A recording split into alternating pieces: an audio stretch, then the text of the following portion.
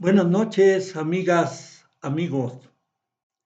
Buenas noches de martes 12 de mayo del 2026. Un videoblog más de Acrisolándonos, presentado por el ingeniero Saúl Conchas y un servidor, Anastasio Conchas.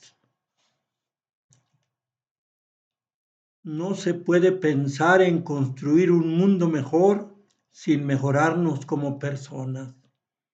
Esa es la esencia de acrisolándonos, tratando de mejorarnos, tratando de ser mejores ciudadanos, mejores personas, para sobre esa misma base crear un mejor país. Si ya no para nosotros, para quienes vendrán después. Aunque seamos para esos tiempos soldados desconocidos, como los hay por ahí después de las guerras mundiales o en toda guerra, ya sea armada, ya sea en el terreno de las ideas. Hay muchos soldados desconocidos, pero que dejaron su impronta en los tiempos posteriores. Ahí les dejo que investiguen qué es una impronta, ¿eh? Bueno, ya ven que estuvimos ayer platicando sobre el Renacimiento que vino después de la cuestión filosófica en la patrística y luego en la escolástica. Todo, nos damos cuenta que todo, amigas, amigos, bueno o malo, siempre viene siendo el camino, el cauce para lo que sigue en la vida. Por eso siempre se ha dicho que no hay mal que por bien no venga, aunque a veces han sido muchos males, han devenido en bienes para la humanidad. Parece que necesitamos sufrir un poco o un mucho para dar lugar, para movernos, para vernos impelidos a crear un nuevo estado de cosas con nuestro trabajo, con nuestras ideas, con nuestro esfuerzo. Hay que aplicarlo donde corresponda. Y bueno, ya dijimos que el Renacimiento básicamente comprende de mediados del siglo XV a XIV al XV. Entonces, quiere decir que por ahí ya cerca del 1500, pues empezó una nueva época en las cuestiones filosóficas y aún después de las filosóficas en las políticas, económicas y sociales. Nos faltó ayer, bueno, no exactamente que nos faltó, pero sí nos faltó dejar sentado el hecho de que despuesito del Renacimiento llegaron personas como Martín Lutero, en realidad Martin Luther, con TH, Luther, ese era su nombre correcto. No sé si les recuerde a Martin Luther King, aquel líder negro en los Estados Unidos del siglo próximo pasado, quien murió asesinado, quien pronunció un discurso histórico que se intituló He tenido un sueño. Qué maravilloso. Martin Luther. Y Martin Luther, el alemán, era un miembro distinguido de la iglesia, pero le parecieron, básicamente no le pareció que en el Vaticano se vendieran indulgencias. Fue ahí donde empezó todo prácticamente, aduciendo que no está capacitado el ser humano para vender lugares en el cielo, para después de la muerte. Y ahí le empezó a ir muy mal, pero también siguió encontrando otras fuentes para sus críticas sobre el modo de moverse de la iglesia. Y, y entonces fue perseguido, pero un noble por ahí le dio asilo en su castillo y ahí lo escondió durante buen tiempo, donde se dedicó a escribir. Después también vino Juan Calvino, Jean Calvin, francés.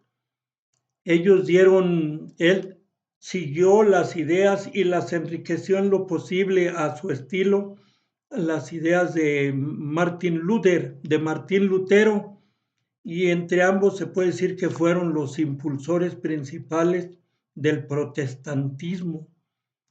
La religión mayormente practicada en el occidente de Europa le llaman la religión de la prosperidad, porque la mayoría de los países que practican el protestantismo viven en la prosperidad, viven en orden político social, y en otras religiones se profesa mucho la pobreza y realmente nadie está de acuerdo con ser pobre, aunque se diga que por ahí es más fácil acceder al premio eterno.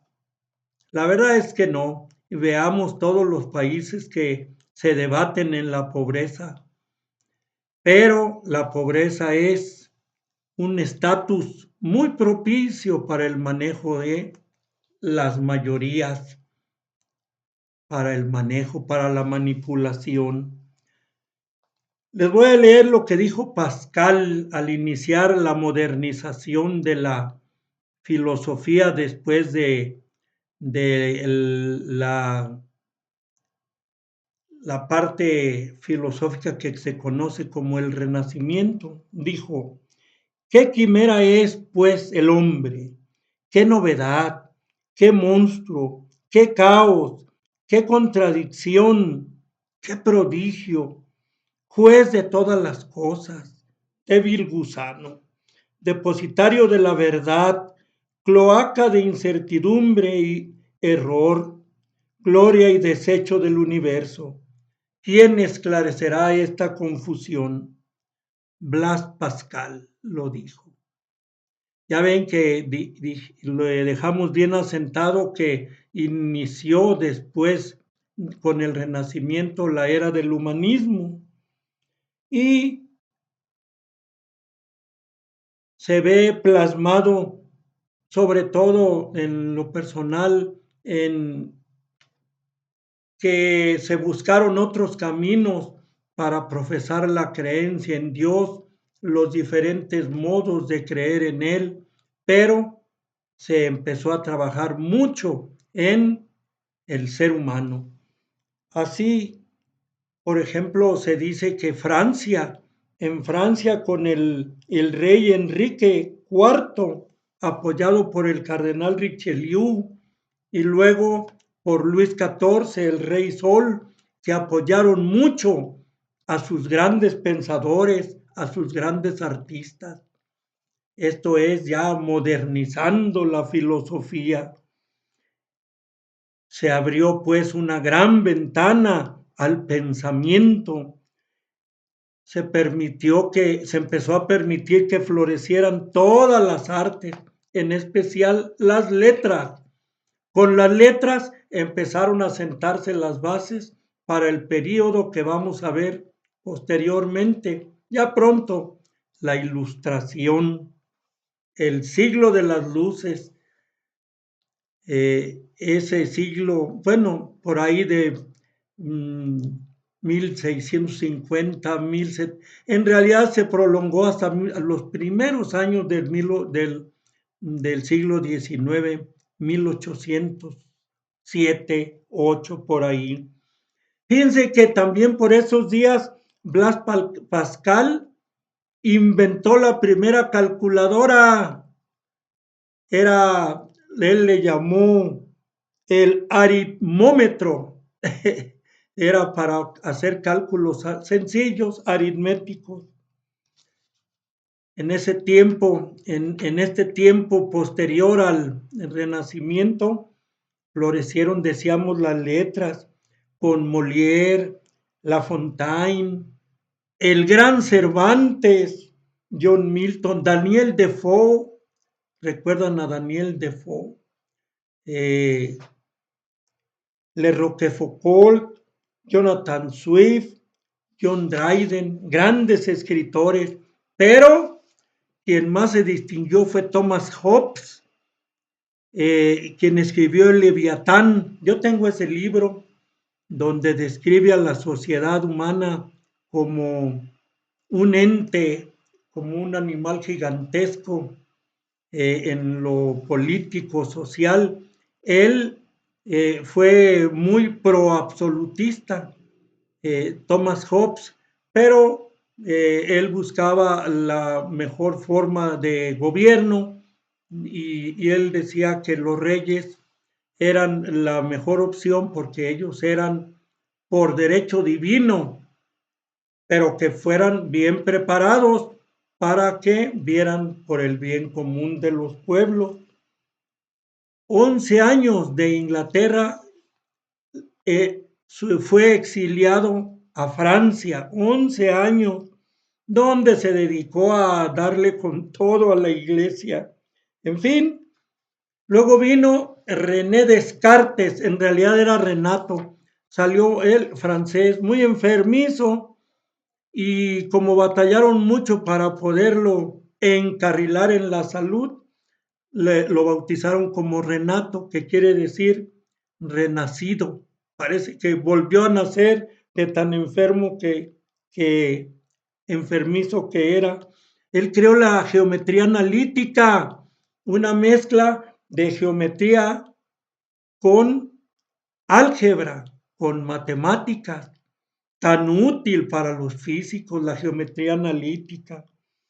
Él fue un escéptico. Él decía que la base para procurar tener los conocimientos correctos era poner en duda todo. Recuerden a los escépticos allá en la Grecia. Y luego creó una frase que ha sido muy polémica, porque dice, cogito ergo sum, que quiere decir pienso, luego existo. Si pienso, existo. Eso quiere decir. Entonces, le dijeron, entonces los animales, como no piensan, no existen. Con eso lo cuestionaron mucho. Pero eso de que no piensan los animales, quién sabe qué tan cierto sea. Él creó un método científico deductivo. Él decía que no podemos aceptar por verdadera ninguna cosa mientras no sea comprobada. Y esa cosa primero hay que analizarla, hay que descomponer sus partes para poder conocerla cómo está. Luego hay que recomponerla elemento por elemento, pero ya con cada elemento ya como una verdad comprobada para llegar a un todo debidamente comprobado, sobre todo en la cuestión de la experimentación científica. Entonces, esto fue la aportación de Descartes. Como les digo, fue algo criticado. Luego vino Blas Pascal. Estamos pues por ahí llegando a los años, a los 1600, quien él, pues él dijo que pues la fe es muy importante. Tener fe es lo que nos mueve a buscar conocer mejor a Dios. Y fue una aportación muy sencilla, pero muy utilizada, incluso hoy en día.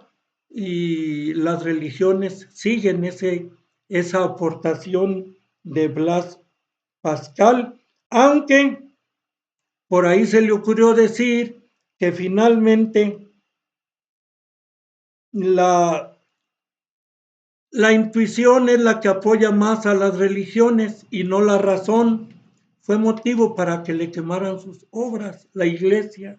En fin, finalmente en esta plática tenemos a Spinoza, Baruch Spinoza, judío portugués que vivía en España, fue expulsado de España por sus ideas, fue a Holanda y él aportó un conocimiento muy importante que dice que todo el universo está compuesto por una sustancia cósmica que es Dios. Por eso coincide con los griegos donde dice Dios es, Dios no existe, Dios es todo. En fin, esto lo vimos antes de entrar en la ilustración, digamos que es el preámbulo, después del Renacimiento y antes de la ilustración, que trataremos de prepararnos para dar sus respectivas pinceladas el día próximo, en donde llevemos a cabo otro videoblog. Enriquecer esto, amigas, muchas gracias por su atención y hasta la próxima.